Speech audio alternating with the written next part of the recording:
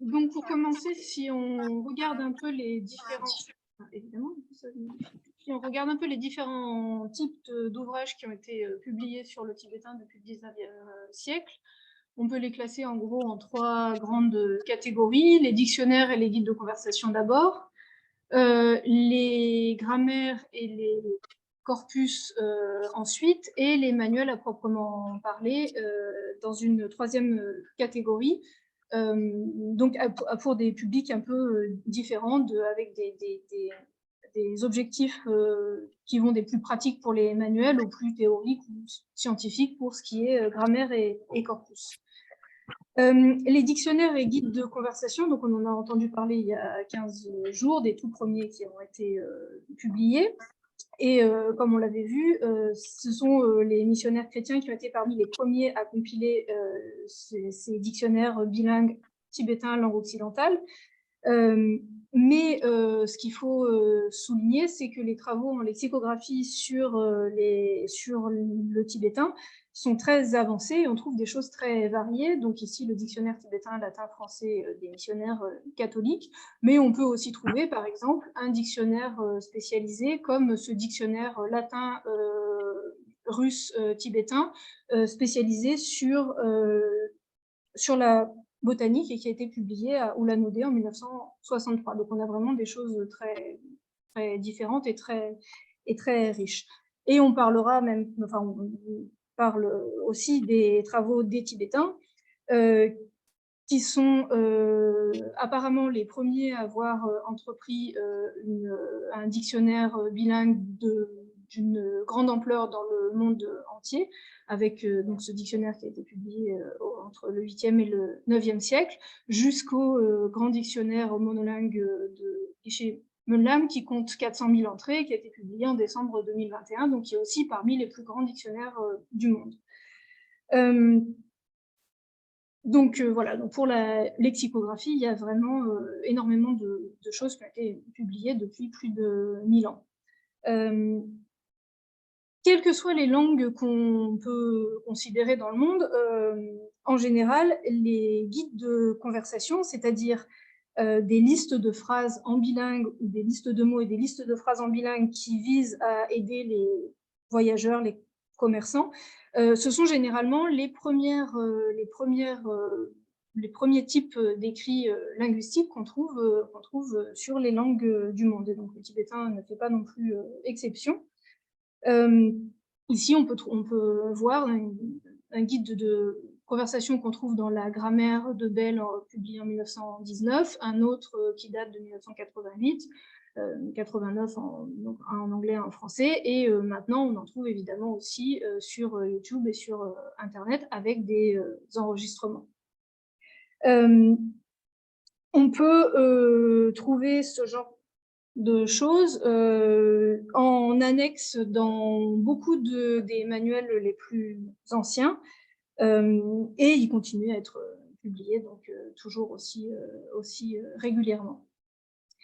Maintenant, si on regarde une deuxième catégorie, ce sont les grammaires et les corpus qui, eux, ont pour objectif de proposer une description et une documentation précise de la langue. Donc, en général, ils sont faits par des linguistes.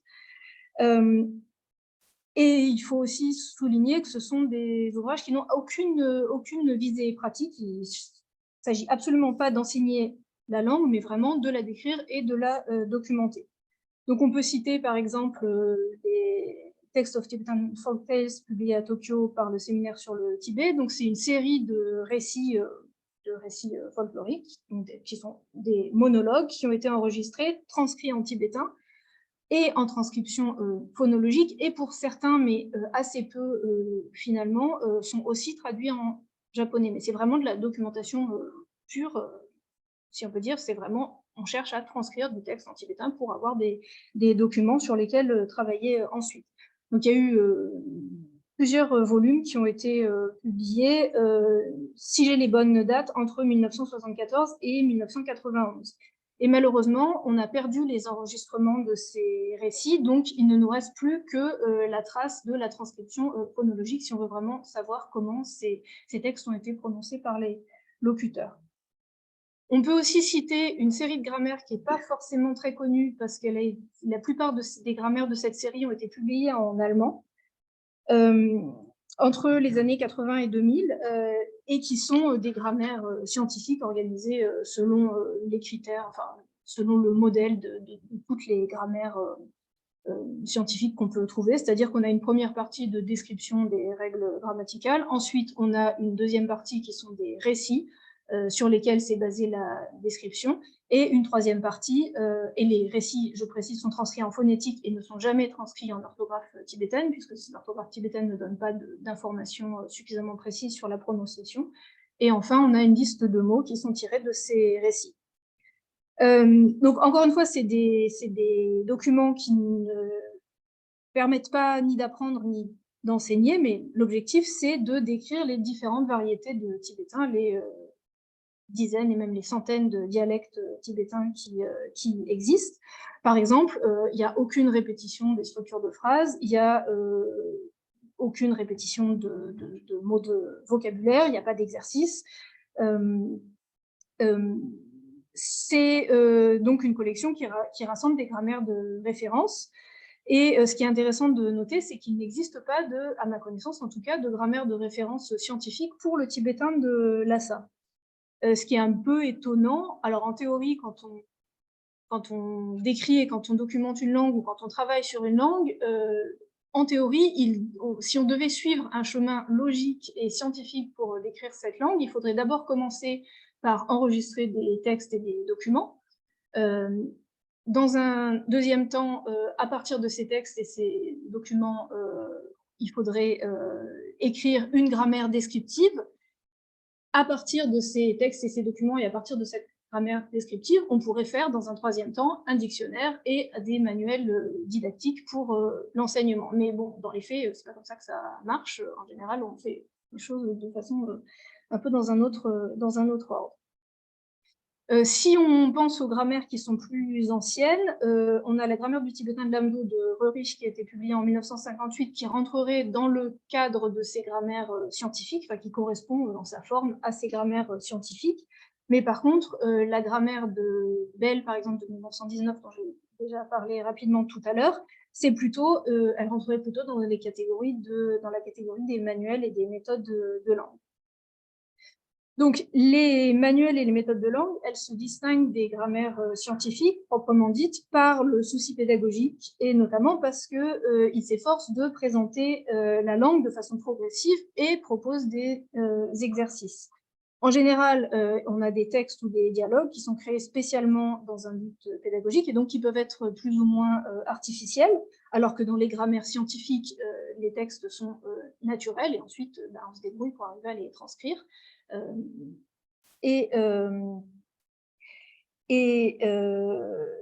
Et souvent dans les manuels, dans les méthodes, on a aussi des listes de vocabulaire, des explications grammaticales qui sont en général plus développées ou en tout cas avec beaucoup plus d'exemples que dans les grammaires scientifiques, où un seul exemple peut tout à fait suffire.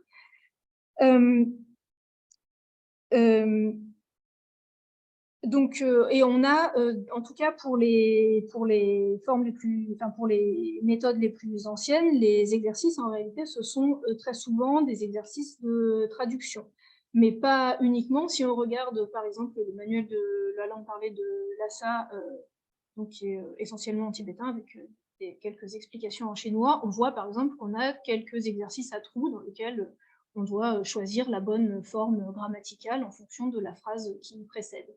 Donc, mais ça reste quand même plutôt rare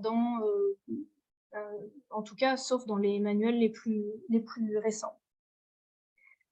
Dans les ouvrages les plus anciens, quand il concerne la langue parlée, ce qui est sous la rubrique exercice, en fait, ce sont des guides de conversation. Et pour la langue écrite, on trouve des textes accompagnés de traduction, par exemple, dans la grammaire de Choma, c'est simplement un exercice de traduction. C'est pareil chez Schmitz, dont je parlerai tout à l'heure. Donc voilà, par exemple, donc voilà. En fait, on a ces trois grandes catégories, mais en réalité, on est toujours un peu à cheval sur les différents types. Là, par exemple, la grammaire du tibétain parlé de Bell, c'est la version de 1919. Si on regarde le contenu, on peut voir que, en fait, c'est pas du tout présenté de façon progressive. Il faut attendre le chapitre 12 pour connaître l'ordre des mots dans la phrase. Donc là, on est plus du côté d'une grammaire scientifique. Et par contre, la partie exercice, c'est en fait un guide de conversation. Donc ici, on a par exemple comment faire pour parler avec ses serviteurs. Bon.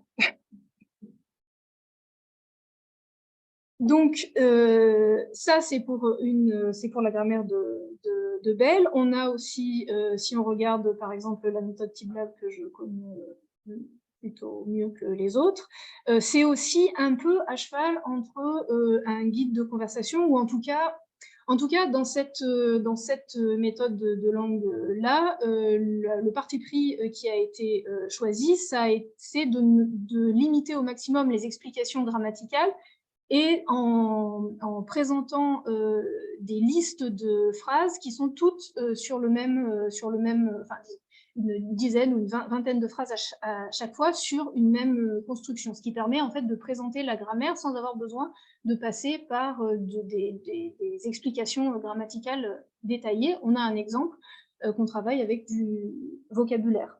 Mais donc du coup, ça le rapproche un peu plus de guide de conversation ou de listes de phrases qui peuvent être utiles. Un autre ouvrage qui est aussi un peu à mi-chemin en fait entre cette fois-ci une grammaire de référence et une méthode de langue, c'est le manuel de tibétain standard.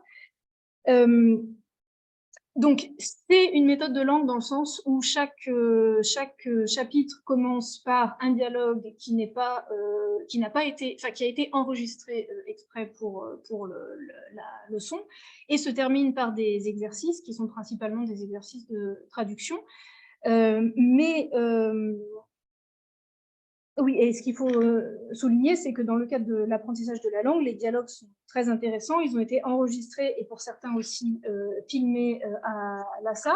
Par contre, la partie explication grammaticale, qui est très précise et souvent technique, est assez peu accessible pour les non-linguistes. Et cette partie-là l'apparente beaucoup plus à une grammaire descriptive. Mais comme il s'appelle manuel, on le classe parmi les méthodes de langue et non pas parmi les grammaires de référence, et qu'il n'est pas non plus organisé comme une grammaire de référence, parce qu'on n'a pas exactement les mêmes éléments dans les mêmes catégories. Il est malheureusement assez peu visible et assez peu, pas toujours autant cité qu'il devrait l'être par les linguistes, parce que forcément, quand on fait de la linguistique, on va chercher une grammaire de référence et non pas une méthode de langue. Donc voilà pour la première partie. La deuxième partie, on va donc on va s'intéresser à savoir qui sont les collaborateurs tibétains de ces différents types de manuels et de grammaire, etc. Donc, dans un certain nombre de cas, leur identité n'est pas mentionnée. Il y en a certains dont on connaît le nom et des éléments de leur histoire. Et pour commencer, je vais parler donc de deux auteurs, Schmitt et Röhrich, et comment est-ce que, en regardant comment cette grammaire, les grammaires qu'ils ont publiées ont été transcrites, ont été écrites. Schmitt, c'est 1839, je me suis trompée. 1839. Comment est-ce qu'on peut arriver à trouver des éléments qui nous permettent de comprendre l'identité de ces collaborateurs. Donc, Schmitt, c'est un missionnaire qui est originaire d'Amsterdam. Il connaissait le russe, l'allemand, le français et aussi plusieurs langues mongoliques d'Asie centrale, et notamment le kalmouk et le bouriat, chez qui il a travaillé, il a fait son travail de missionnaire parmi ces populations-là. Et dans sa grammaire, qui a été publiée 4 ans après celle de Choma, il mentionne qu'il a lu avec attention cette grammaire de Choma, mais par contre, il ne mentionne le nom d'aucun collaborateur tibétophone. Il n'est jamais allé au Tibet, mais par contre, il a passé du temps, comme je disais, chez les populations mongolophones de mongolophones et bouddhistes d'Asie centrale dans l'Empire russe. Donc, étant donné son profil et les contacts étroits qu'il avait avec les mongolophones bouddhistes, on peut penser que ses collaborateurs étaient des mongolophones qui avaient appris le tibétain et donc probablement des moines. Si on regarde les transcriptions qu'il propose dans sa grammaire, on peut voir que, donc, par exemple, cette combinaison de lettres, qui en tibétain de Lhasa se prononcerait K, lui, il le transcrit comme Kya ou Cha.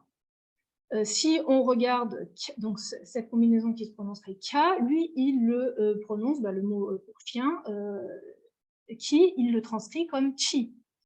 Et comme ça, il en donne pas mal d'exemples. Si on voit voilà, le mot pour la mer, l'océan, il le transcrit comme Jiamtso ou Jiamtso, alors qu'il se prononcerait comme Gyatso en tibétain de Lhasa. Donc déjà, on peut en déduire que vraisemblablement, il n'a pas appris le tibétain auprès de locuteurs de Lhasa qu'il aurait rencontré directement dans le cadre de ses voyages en Russie.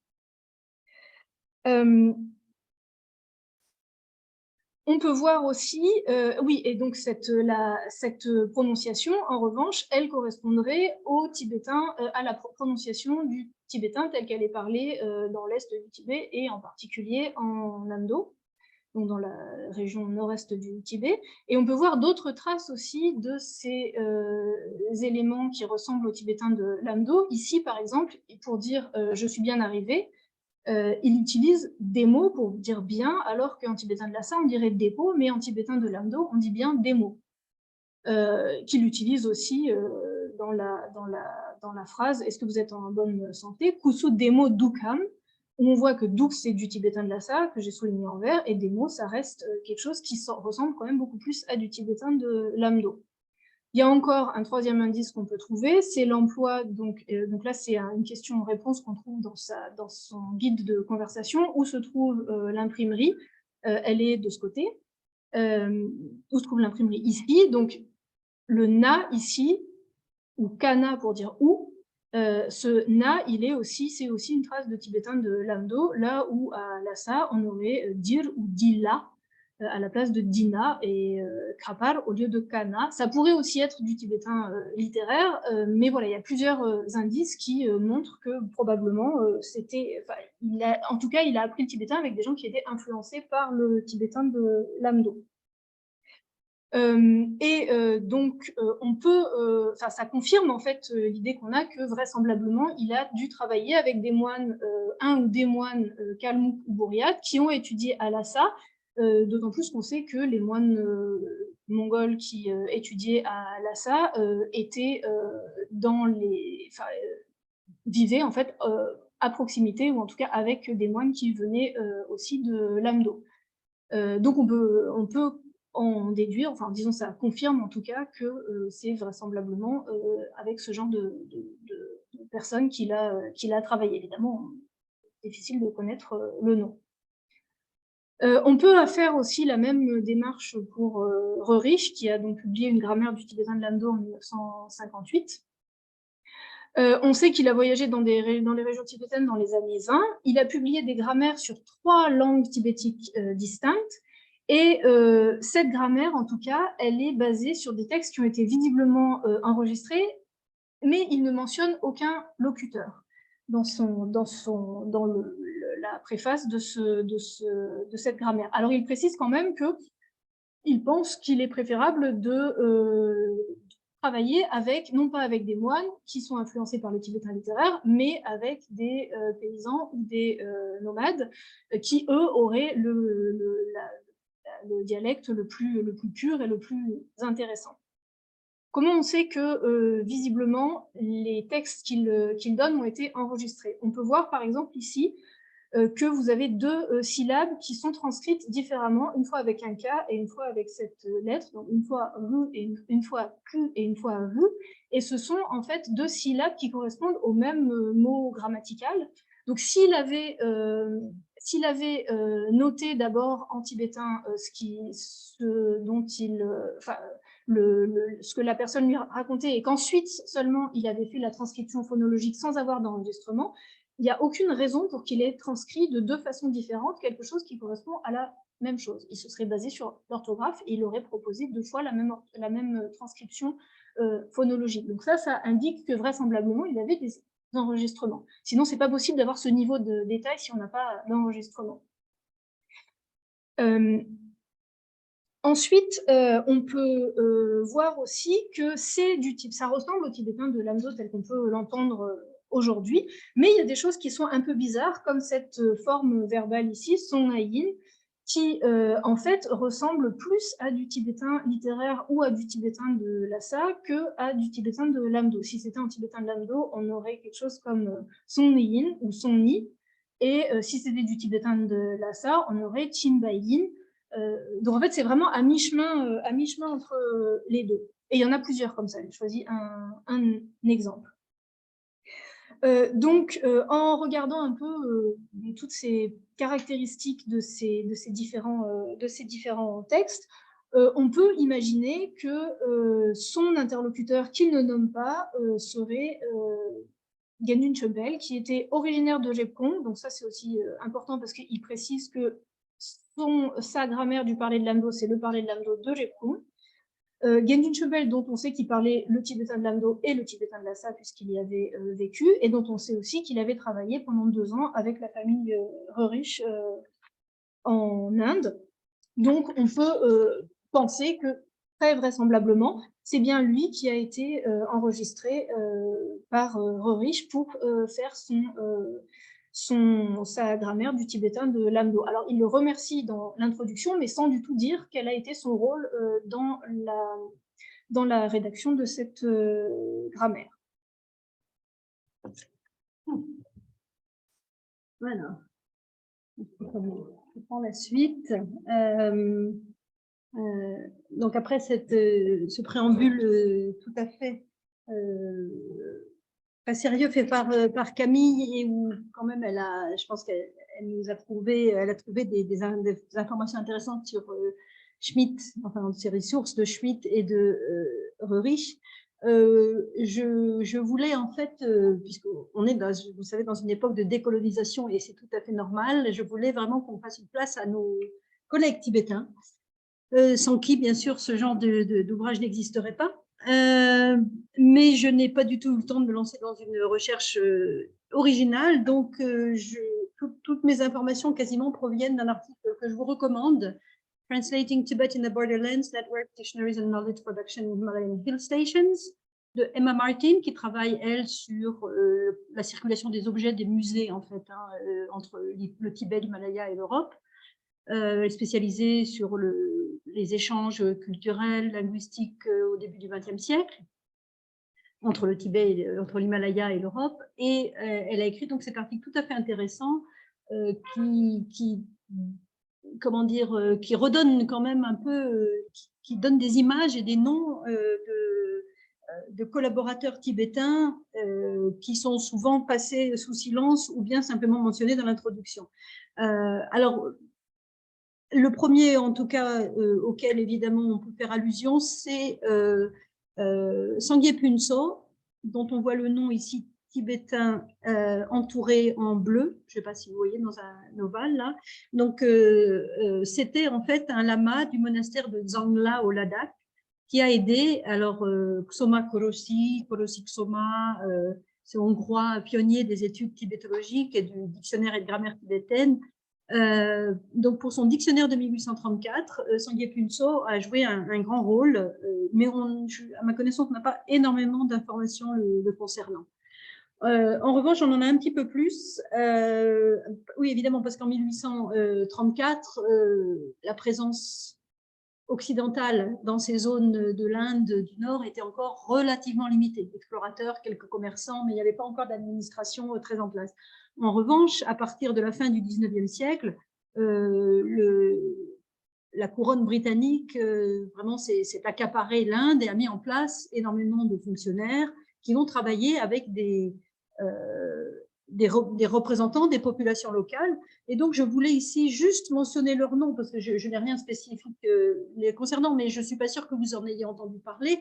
Et en fait, quand on a fait cette exposition, quand on a préparé cette exposition, petite exposition à la Bulac, on s'est rendu compte quand même ils apparaissaient dans les catalogues. Et donc, c'est toujours intéressant de savoir un petit peu qui c'est. Donc, peut-être un des plus importants, c'est Lama Urgyen Gyatso, qui était un moine de Darjeeling. Je suis désolée, j'ai eu des problèmes d'ordinateur, je n'ai pas eu le temps d'écrire les noms en tibétain. Pour une prochaine fois, je mettrai le nom en tibétain, là, je n'ai pas eu le temps. Donc, moine à Darjeeling, originaire du Sikkim, et il a été l'élève, ça c'est intéressant, alors vous allez voir toutes les filiations, en fait, tout le monde se connaît, c'est un petit peu comme aujourd'hui le monde intellectuel tibétain, tout le monde se connaît à l'échelle de la planète, mais là, tout le monde se connaît dans cette zone qui est Darjeeling, Sikkim, Gangtok, et puis oui, beaucoup moins au Ladakh. On est vraiment là dans le hub de circulation qui mène vers le Tibet, qui fait rêver tout le monde et dans lequel on n'arrive pas à pénétrer, et que les Anglais essayent de déchiffrer, au moins d'un point de vue du paysage, de la géographie et de la langue. Et donc, vous avez Urgyen Gyatso qui est ici, qui est un enfant ici, et qui est élève de Sarat Chandra Das, qui est ce célèbre Pandita, ce célèbre érudit explorateur espion qui a servi en fait les Britanniques pour essayer de cartographier le Tibet, de mieux arriver à connaître ce territoire tibétain si méconnu et qui résistait à l'incursion britannique. Sarat Chandra Das était professeur dans un endroit qui est très important, qui s'appelle le Bhutia. Bhutia, c'est le nom comment dire, générique pour dire tibétain. Boarding school, c'est un internat pour les enfants d'origine, alors tibétain au sens large, de civilisation tibétaine, à Darjeeling en 1888. Ça avait été fondé quelques années auparavant. Et vous allez voir qu'il y a toute une filiation là de personnes qui ont été l'intermédiaire entre le monde britannique et par ricochet le nôtre aussi, et puis le monde tibétain, himalaya au sens large du terme. Donc, le Lama Urgyen Gyatso a beaucoup collaboré. Alors, un manuel qu'on n'a pas malheureusement ici, qui est le Manual of Tibetan de Thomas Herbert Lewin, qui a été publié en 1979 et qui semble être un des vraiment premiers manuels de langue parlée, qui était fait par des missionnaires. Évidemment, j'ai oublié la dimension religieuse, mais il y avait aussi de la politique et de la religion et du commerce, qui était au cœur de l'intérêt des Occidentaux pour le Tibet à l'époque. Et il a collaboré au dictionnaire que, quand j'ai commencé à apprendre le tibétain, on utilisait aussi le vocabulaire, le dictionnaire de Das, le dictionnaire qui était très compact, comme ça, tibétain, anglais, sanskrit. Et il a été un des collaborateurs de ce dictionnaire. Quelqu'un de très, très important aussi, c'est Kazi Dawa Sandrup. Alors, il est également écrit Dowu Sandrup. Vous trouverez une notice tout à fait intéressante le concernant dans la version en ligne de notre exposition, bientôt en ligne, parce qu'on a donc, on présente des ouvrages au sous-sol, pas au sous-sol, à la Bulac, pendant voilà, une vingtaine d'ouvrages, mais c'est prolongé par une exposition en ligne qui va bientôt être ouverte. Et Ksenia de Hering a vraiment consacré un long article à Kazi Dawa Sandrup, qui a joué un rôle tout à fait important. Alors, vous voyez, c'est un peu comme les épouses d'eux. Il est collaborateur de Evan Swens et il est instructeur de tibétain pour Bruce Hanna. Mais en réalité, c'était quelqu'un qui était charnière et qui a beaucoup compté, sans qui, certainement, ces personnes occidentales n'auraient pas pu avoir le renom qu'elles ont obtenu après, notamment Evan Swens, qui a pas mal contribué à faire connaître le Tibet bouddhiste et à fabriquer aussi la popularité du fameux livre des morts tibétains, le Bardo Tsedjol. C'est lui qui en a fait une sorte de livre de chevet pour tout ce qui était la tibétologie, qui n'était pas un livre non plus des plus fondamentaux dans le corpus tibétain, mais qu'il a lui fait connaître. Et en réalité, donc il a aussi fait connaître des livres sur le yoga tibétain et la vie de Milarepa. Et en fait, il s'avère que Evan Swens apparemment ne lisait même pas le tibétain, semble-t-il. Donc, c'est vraiment Kazi Dawa Sandrup, qui était quelqu'un d'une famille qui était de très bonne extraction, qui l'a vraiment aidé à déchiffrer ces textes Alors, il est quand même crédité, hein, vous voyez dans les descriptions des livres, hein, according to Lama Kazi Sanjub, according to the late Lama Kazi Sanjub, puisqu'il était décédé entre-temps, et puis, pardon, according to the late Lama Kazi Sanjub. Donc, il est crédité, mais pas en tant que co-auteur. Alors, c'est un peu mieux que Ganin Champel qui passe à la trappe, mais étant donné le rôle central qu'il a joué, c'est un peu, bon, peut-être un peu dommage. Il a été instructeur de tibétain. Alors, pour Bruce Hanna, on a son dictionnaire ici. Bruce Hanna, il a fait un livre, un dictionnaire qui peut-être a pâti en fait, ensuite de la concurrence avec une grammaire de tibétain de Bell, de Charles Bell, dont Camille vous a parlé. Donc, peut-être que c'est pour ça qu'elle n'a pas non plus, sa grammaire n'a pas beaucoup survécu, mais en tout cas, c'était quelqu'un, et Bruce Hanna lui rend hommage dans son introduction en disant que voilà, il a pris des cours régulièrement de tibétain avec Bruce Hanna. Peut-être que nos collègues tibétains sont des réincarnations de Kazi Dawa Sanjub ou de Ulgen Gyatso, qui sait. Et il a aussi été l'auteur d'un dictionnaire, le plus grand dictionnaire anglais-tibétain, en 20 000 mots, donc c'était vraiment un volume très très important, un nombre important de mots. Et surtout, et aussi, il a été lecturer de tibétain, le premier en fait, hein, à avoir le poste de tibétain à l'université de Calcutta. Donc assez tôt, il y a eu du tibétain à l'université de Calcutta, qui est juste au sud en fait, hein, du Darjeeling. Et donc là, les Britanniques devaient avoir compris, et peut-être aussi, le monde érudit indien et sanskritisant avait compris l'importance du tibétain. Et donc il y a eu un poste qui a été créé, et Kazi Dawa Sanjub l'a occupé. Alors, David MacDonald, je les ai mis par ordre de naissance, en fait. Si vous regardez les dates de naissance, donc il est né la même année que David, il est né la même année que le suivant, pardon. En tout cas, c'est dans un mouchoir de poche. Donc lui, c'était un homme qui était écossais par son père et sikimé par sa mère. Donc c'était vraiment peut-être le premier exemple de tibétain, d'occidentalo-tibétain bilingue, qui a vraiment fait office de passeur entre les deux mondes, parce qu'il appartenait vraiment aux deux mondes. Il était, lui, à son tour, élève de Udgen Gyatso à la Bhutia School, donc, qui lui-même avait été élève de Das. Il a été aussi le collaborateur de Hanna en 1912, et Hanna dit de lui « probably the first Tibetan scholar in India ». Alors, il est monté en grade. Alors, est-ce que c'est parce qu'il était lui-même métis, hein, que c'était donc pas un autochtone complet? Donc, est-ce que pour lui, c'était un tout petit peu plus facile d'occuper des postes de pouvoir? Je ne sais pas. Il a été représentant tibétain pour le Trade Agent. Vous savez que à l'issue de l'incursion britannique à Lhasa, les Britanniques ont exigé, hein, d'avoir des comptoirs commerciaux, pas jusqu'à Lhasa, mais jusqu'à Gyantse, puis un autre à l'ouest du Tibet. Donc, il a été représentant britannique pendant pas mal de temps à cette époque à Gyantse, et il en a tiré d'ailleurs et lui-même a écrit, hein, donc pas seulement des dictionnaires, il n'a pas seulement participé à des dictionnaires, mais il a aussi écrit, alors il y a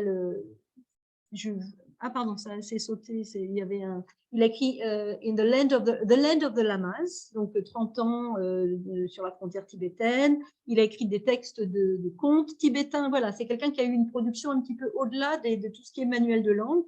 J'ai oublié de vous dire qu'il avait aussi collaboré au Manual of Colloquial Tibetan de Bell de 1919, et il a été directeur d'édition d'un ouvrage qu'on n'a pas, qui est le vocabulaire du dialecte de Chomowa, la vallée de Chomo, hein, du tibétain parlé dans la vallée de Chumbi, où il avait passé du temps aussi. Donc ça, c'est vraiment dans la même zone, hein. Vous voyez, entre le Népal et le Bhoutan.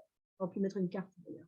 Et il a beaucoup contribué à The Buddhism of Tibet de Waddell, qui a été pendant quelque temps un livre important pour expliquer le bouddhisme tibétain. Sonam Wangfel. Alors Wangfel, c'est parce qu'à l'époque, le Wangpel, on prononce PH Wangfel. Hein, donc certains Tibétains de cette zone voyaient leur nom déformé. Hein, donc Sonam Wangfel, il a aussi contribué au dictionnaire de Das. Alors un autre nom dont je peux vous parler, c'est Sherab Gyatso. Alors c'est un nom tibétain, mais en fait c'est un lama mongol, un moine pardon mongol qui était basé, vous voyez, donc ça circulait pas mal. Hein, il était basé au Darjeeling. On n'a pas ces dates exactes de naissance. Alors, Sherab Gyatso, c'est un nom très répandu, donc voilà, ça n'est pas le Sherab Gyatso, maître de Ganin Champel. Non, c'est un autre Sherab Gyatso qui a été en poste et qui a pas mal. Alors, je n'ai pas élaboré sur lui. Il est mongol. Bon, il est vrai que les frontières étaient assez poreuses. D'ailleurs, ça pourrait être Ah non, il était trop vieux pour être un formateur de riche. Et dans l'article de Emma Martin, vous avez tout un développement sur Sherab Gatso, si vous voulez le lire. Mais bon, je ne voulais pas passer trop de temps. C'est le neveu de Udgen Gatso. Vous voyez, tout ça, c'est un petit monde. Il a aussi collaboré avec Walsh pour Buddhism of Tibet. Ah non, pardon, pour ce dialecte de Tomowa. Mais lui, il s'occupait des mots sikime. Il a collaboré au Manual of Colloquial Tibetan et Charles Bell, dans son introduction, dit qu'il avait une connaissance sans pareille à la fois du tibétain parlé et du tibétain littéraire. Et il a été traducteur de Bell dans plusieurs occasions officielles. Un autre très connu, c'est alors Palese. Alors si on le dit Palise, hein, on ne comprend pas trop ce que c'est, P-A-L-H-E-S-E, mais c'est Palese, fils de la famille Pala.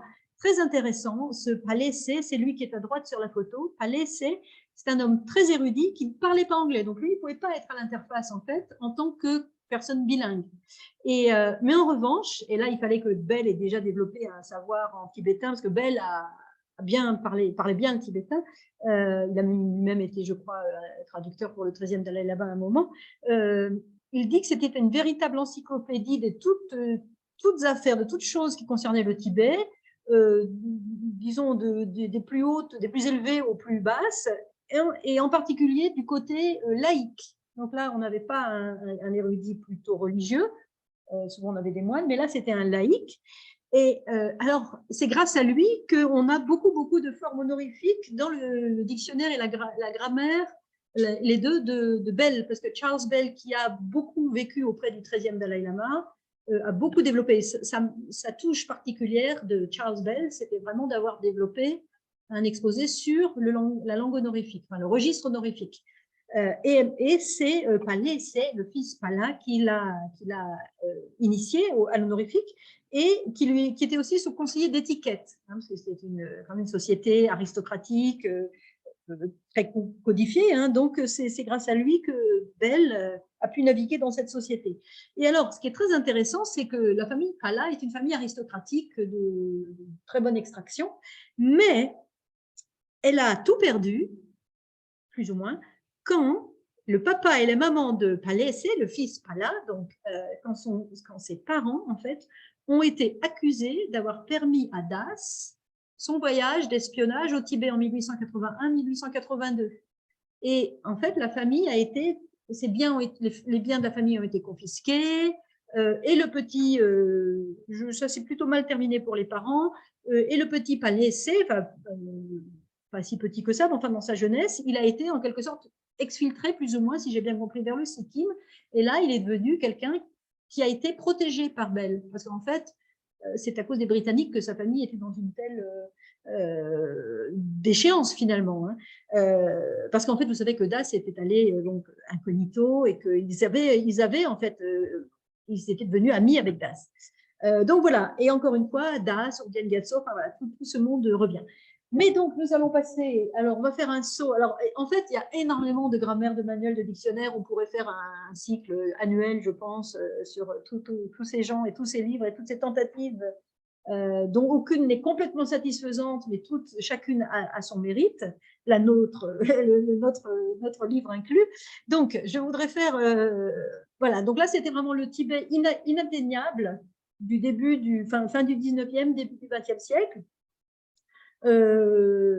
Ensuite, il n'a pas été beaucoup plus atteignable et il y a eu encore des tentatives. Je ne vais pas rentrer dans les détails, mais voilà, il y a beaucoup de choses à dire. Mais je voulais maintenant revenir sur le contexte plus français pour commencer à vous parler de ce livre qui vient de sortir aujourd'hui et pour lequel on est réunis. Juste vous parler des personnes qui ont contribué en fait à faire de ce livre qu'il est ce qu'il est. Alors évidemment, Camille et moi, on prend toutes les fautes parce que je pense que Gyanima Dolgela, il est tellement gentil et poli qu'il ne va jamais oser vous dire combien on l'a torturé pour arriver à obtenir certains énoncés, qui n'est pas forcément d'accord peut-être avec ce qu'on a donné. Donc, tout ce qui est… Ne blâmez pas nos nos collaborateurs tibétains hein, pour ce qui pourrait vous choquer ou les erreurs qui restent. Mais donc, je voulais parler de 3 personnes qui nous ont été importantes. Chun Tse-ring-la, qui était notre collègue ici à l'INALCO avant de partir en Australie. Il a été répétiteur. Et il a beaucoup contribué, en fait, d'abord à notre connaissance du tibétain et puis à patiemment nous aider à fabriquer. Vous voyez, 2010-2012, c'était les prémices, parce que il a quand même c'est 10 ans de travail quand même, là, ce manuel. Donc, il a commencé à peu près à cette époque-là. Et Gen Chun Tse-ring-la était vraiment là au tout début pour nous proposer des énoncés. Donc, voilà, on souhaitait aussi lui rendre hommage et le remercier. Et en plus, on a été content de voir qu'il a obtenu en Australie un poste. Il n'y allait pas pour ça, mais il enseigne maintenant le tibétain à l'université. Et il a participé à un ouvrage dont je ne sais pas si vous le connaissez, Introduction to the Tibetan Language, avec Ruth Gamble, qui est une anthropologue, Tenzin, oui c'est Tenzin, hein, Ringpa Phuntsang et Grazia Scotellaro. Alors c'est un livre qui est en 3 parties, il vous apprend à lire et à écrire, ensuite il y a de la conversation, ensuite il y a des différences entre tibétain littéraire et tibétain parlé. C'est un livre qui est en ligne en fait, avec des vidéos. Donc là on entre vraiment dans une autre ère. Vous pouvez le télécharger gratuitement, sauf qu'en fait, c'est très lourd à télécharger et moi, je ne suis jamais vraiment, enfin Camille non plus, on n'est pas vraiment arrivé, mais ça doit être, je suis sûre que c'est très bien, je ne sais pas si certains d'entre vous le connaissent. Oui, tu l'as téléchargé, ça marche. Bon, ben voilà, Xenia l'a téléchargé. Donc, de toute manière, on n'a jamais assez trop d'outils, hein, donc vous pouvez aussi télécharger celui-ci, bien sûr. Et puis, on verra aussi que certaines personnes préfèrent certains types de manuels. Et puis, on voulait aussi remercier Célé Wandula, qui est ici dans la salle, que vous voyez en photo avec Camille. Donc, vous voyez que ça travaille dur, hein, c'était en 2022. Donc, Gen Célé Wandula est originaire de Lhasa, comme Chun Tse-ring. Peut-être que juste ce que je peux dire, c'est que les précédents informateurs, donc on revient 100 ans en arrière, en fait, le problème de nos prédécesseurs, c'est qu'ils avaient du mal à arriver au Tibet et aussi à avoir des Tibétains de souche de Lhasa, la langue prestigieuse et la langue, disons, qui fait un peu office de lingua franca. Et donc, le seul qu'ils avaient réussi à trouver, hein, qui était vraiment, semble-t-il, de Lhasa, c'était Palais-Sei. Et nous, on a la chance, enfin, dans cette malchance qu'a le Tibet, on a la chance d'avoir des Tibétains de Lhasa qui viennent à nous en réalité. Et donc, Chun Tse-ring-la, il est né juste à côté de Lhasa. Tse Wandula, il est carrément né au Barkor, si je ne m'abuse, il est vraiment de Lhasa. Il est né au Tibet, il a rejoint l'Inde quand il était adolescent. Il a conservé un Tibétain tout à fait fantastique, avec un honorifique vraiment voilà, bien régulier, on va dire, remarquable. Et puis, il a enseigné le tibétain quand il était en Inde. Et finalement, il est arrivé en France et il enseigne avec nous depuis l'an dernier. Et là, vous le voyez, donc avec Camille, ils sont tous les deux en train de réviser le tibétain parlé volume numéro 2 apparaître, parce que je divulgage la suite, c'est qu'il va y avoir un deuxième volume si Dieu nous prête vie encore pendant 10 ans. Je ne pense pas que ça va durer 10 ans. Et donc, je passe la parole à Ganima Dolgela, parce que c'est quand même lui qui est indiqué hein, sur la couverture, avec la participation de Ganima Dolgela. Donc, il a été notre répétiteur. Alors, Ganima Dolgela, je n'ai pas complètement vérifié vos dates, mais j'ai mis 2016-2021, mais c'est peut-être un peu plus long que ça. Vous êtes originaire de Lhasa, vous avez fait un master à l'université de Delhi, et Ganima Dolgela, en plus, il nous a vraiment accompagnés pendant toute la durée du manuel. Et voilà, donc je laisse la parole à Ganima Dolgela. Il faut qu'on vous voit, Ganima Dolgela, parce qu'après, on va nous dire qu'on masque nos collaborateurs. Pas du tout. Merci, Esquimeda. Voilà, on le voit pas. Bonjour à toutes et tous. En fait, moi, j'ai rien à dire. J'ai pas eu le temps de préparer quelque chose. Et aussi, dans ce livre, mon rôle, c'était juste de remplir quelques exemplaires. J'ai pas fait grand-chose. Donc, même, je pense que je mérite pas d'être ici sous le livre. C'est vraiment gentil de la part de Gen Chunyomo et Gen Yanlala de mettre mon nom ici et ça me touche beaucoup. Mais pendant on a, comment dire, préparé ce livre, moi j'ai des très très bons souvenirs.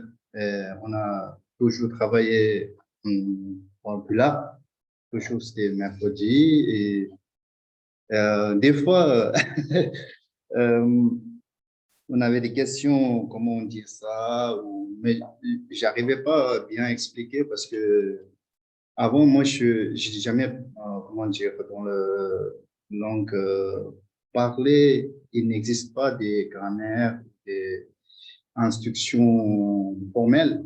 Donc, nous, on parle juste comme ça. Et quand le professeur me posait des questions, c'était un peu, des fois, c'était un peu difficile à expliquer, même si je sais, ça se dit comme ça, mais c'est pas évident de, comment dire, convaincre les deux érudits. Et donc, euh, mais ça fait vraiment plaisir de travailler avec les deux et moi, j'ai appris plein de choses en travaillant avec eux. Et c'est, en fait, moi, j'ai appris plein de choses en faisant ça. Euh, et j'ai même, comment dire, des fois, je rêvais, ah, j'aurais dû dire ça, c'est pas ça. Euh, donc, ça, c'est une très, très bonne expérience pour moi. Et bah, ça, c'est un très bon karma pour moi, parce que moi, je n'ai jamais rêvé de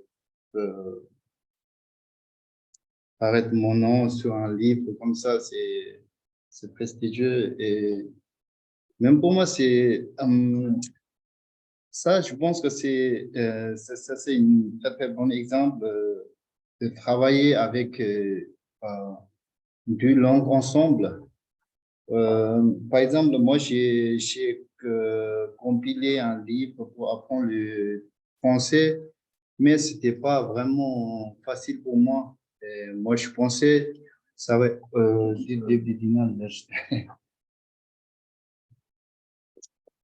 Ça veut dire que c'est pour que les Tibétains apprennent le français. voilà. Première et grammaire du français écrite en tibétain. Ça, c'est, Voilà, ça c'est un autre livre de Gandhi Madhujila. en fait, ça, moi, j'ai eu beaucoup de peine. En fait, il y a beaucoup de gens ici qui m'ont aidé et c'est grâce à eux j'ai pu terminer ce livre. Ça a traîné très, très longtemps, plus que 7 aussi, et 7 ou 8 ans, je sais pas. Et au début, moi, quand j'ai commencé à apprendre le français, j'ai eu beaucoup de, comment dire, mal à comprendre les grammaires. En plus, il y a plein d'exceptions. Et du coup, un jour, quand j'étais au cours, j'ai rigolé avec le, comment dire, professeur français à INALCO. Euh, Comme il y a plein d'exceptions, il y a très peu de règles, comment dire, on attaque seulement les exceptions, on n'apprend pas les règles. Ça, je pense que c'est un peu plus rapide, c'est un chemin raccourci. Et quand j'ai compilé ça, c'est vraiment pour aider les Tibétains en France d'apprendre le français. Je sais beaucoup de Tibétains qui parlent que tibétain et il y a beaucoup de, comment dire, des gens qui ont vécu longtemps au monastère et qui ne connaissent pas ni anglais, ni chinois, ni d'autres langues. Donc, pour eux, c'est vraiment difficile de trouver un livre pour commencer à apprendre les grammaires françaises. Et moi, je ne sais pas si j'en suis sûr, il y a beaucoup de fautes, mais j'ai eu beaucoup de problèmes par rapport à trouver des mots pour décrire les choses exactement. Mais par contre, avec ça, c'était vraiment facile.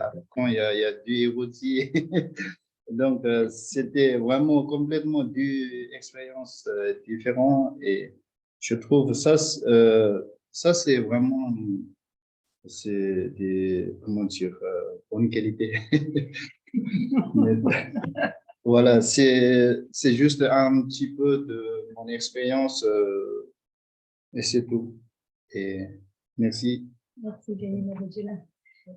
Et après, on peut poser des questions de toute manière. Camille, il y avait deux, trois petites choses on peut montrer comment ça s'est. C'est toi? Non, c'est moi. Ah, d'accord. Donc, on va quand même vous parler un petit peu de notre livre. Donc, la question, pourquoi proposer un nouveau manuel? Ben, en fait, on ne sait pas. C'était la conclusion. Un petit peu aussi, parce qu'on n'était pas... C'est un peu comme pourquoi écrire la 43e biographie de Tsongkhapa, parce que peut-être qu'on pense que les 42 autres, il manque quelque chose. Nous, on avait peut-être envie d'avoir comment dire, un manuel ou voilà, un livre plus, avec plus d'exercices en fait, parce qu'il nous semblait qu'effectivement le manuel de tibétain standard de Nicolas Tonadre et Sanda Dolgela, auquel on fait vraiment référence dans ce livre, dans ce manuel, hein, chaque point de grammaire, il y a un renvoi vers le manuel, donc vous savez où il faut aller chercher l'information. Nous, on ne détaille pas beaucoup d'informations de type grammatical ou linguistique, mais il pêche un peu au niveau des exercices. Donc, nous, c'était vraiment, on voulait vraiment avoir voilà, un corpus d'exercices un peu plus conséquent. Alors, en deux mots, hein, comment sont fabriquées les leçons? Donc, il y a 12 leçons dans ce volume 1. Donc, quand vous avez à gauche, ici, on vous a mis la présentation de la première page. À chaque fois, vous avez la leçon, le thème de la leçon, les objectifs, déchiffrer, prononcer, s'exprimer, grammaire. Donc, vous avez, là, vous voyez, il y a 13 objectifs. Bon, ça varie de l'un à l'autre. Et puis, vous avez, donc chaque leçon est structurée. Après ça, vous avez une partie vocabulaire. Donc, on vous présente les 40 mots de la leçon à mémoriser. Et ensuite, les 4 compétences. Là, c'est Camille qui pourra plus intervenir que moi sur les 4 compétences fondamentales du fameux cadre européen, si tu veux, Camille. Oui, non, je ne sais pas s'il y a grand chose à dire un peu plus. Non, je ne sais pas si c'est... Non, enfin voilà, après, c'est logique, c'est la manière dont la plupart des manuels sont construits autour de voilà, compréhension écrite, expression écrite, compréhension orale, expression orale. On les a mis dans cet ordre parce que on va peut-être du plus passif et du plus simple, la compréhension écrite, on peut relire, on peut prendre son temps, jusqu'au plus complexe qui est l'expression orale, un peu la communication en direct, quoi. Voilà. Ouais, vas-y, passe. Donc voilà, par exemple, un exemple d'exercice qu'on a fait qui se voit pas forcément très bien, où voilà, ce sont des phrases de compréhension orale. Donc on entend des phrases à l'oral sur la localisation des différents monuments de Lhasa, et on doit dire si ces phrases sont justes ou fausses. Donc si le Potala est bien à l'ouest du Toulakan, etc., etc. Donc voilà, c'est ce genre d'exercice qui manquait un peu peut-être, ou qui n'était pas très fréquent dans ce qu'on a pu voir jusqu'à présent, et surtout pas en français en tout cas. Voilà. Mais pour chaque section, donc on a 12 leçons, on a le vocabulaire avec vocabulaire et exercice de déduction et de vocabulaire. Ensuite, on a les 4 capacités, comment on appelle, les compétences de base.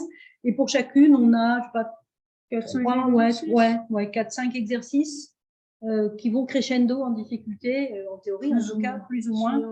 Oui, c'est pas toujours facile. La mise en place permet. Oui, il y a pas mal de... Bon, pas mal d'ajustements à faire avec la réalité quand on fait ça, mais bon, voilà. Donc ça, c'est un exemple, l'exercice 4 de la compréhension orale. Vous avez un enregistrement, vous écoutez, vous cochez, et puis vous avez un corrigé à la fin. Alors, les enregistrements seront aussi disponibles en téléchargement, mais à partir du site TechPress de l'INALCO, mais pour le moment, ça sera disponible dans les prochains jours ou dans les prochaines semaines. Mais pour le moment, s'ils n'y sont pas, c'est normal, c'est en train d'être finalisé. Oui. Et Ganima Dolgela a pas mal enregistré, vous entendrez sa voix. Et puis Genseri Wangdula, pas encore peut-être. Plutôt dans le volume 2, oui. Mais vous l'entendrez dans le volume 2.